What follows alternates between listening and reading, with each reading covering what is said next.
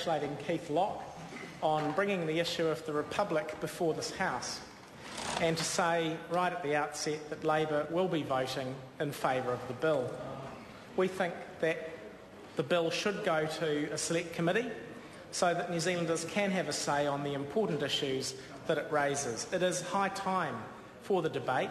There's no reason why the debate should be divisive or acrimonious, as the member who's just taken his seat has suggested he fears. There's no reason why a civilised and intelligent debate shouldn't happen about this question. That debate ought to raise many important questions, some of which will need to be addressed immediately, others of which will require longer-term thought. Some of the immediate questions include whether, when and how to have a resident head of state. Also, the method by which he or she is elected or appointed, and that person's tenure, titles and powers. There are wider, longer-term questions like our symbols of nationhood and our relationship with the rest of the world that ought to be part of the debate. They all involve careful thought about our unique identity and values as an independent, vibrant, diverse, prosperous, stable, egalitarian Pacific nation.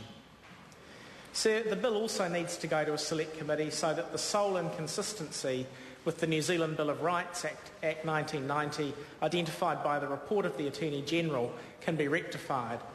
The inconsistency is minor, and the bill's sponsor has already indicated that he intends to move an amendment to remedy it if he's given the chance. The inconsistency is that Clause 32 provides for the same electoral roll to be used in both the referenda contemplated by the bill, which would inadvertently exclude those who came onto the roll as new voters in the period between each referendum. Accordingly, the electoral rights of young people who became eligible to vote in the intervening period would be prejudiced without demonstrable legal justification in a free and democratic society. That is an erroneous provision. It should go, and it will, if we give it the chance to go to select committee, but it is noteworthy that in a bill as substantial as the one that we are now considering, it is the only inconsistency identified.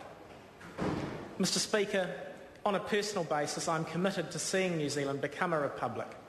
We should have a resident for president. The bill would only have needed one or two National or ACT members to vote for it in order for us to start down that path tonight.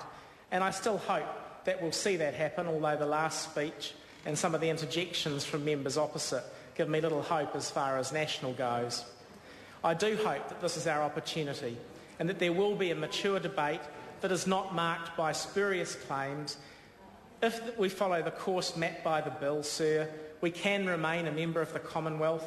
We can and we will continue to honour our traditions, including on days like Waitangi Day, Dominion Day and Anzac Day.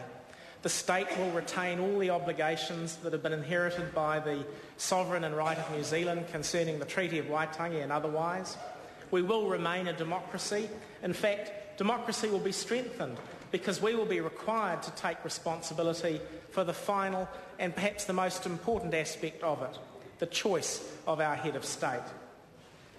But sir, if, as I fear, having heard the speeches so far, tonight does not mark the occasion on which we begin the Republican journey, the reality is that the day surely does not lie far away.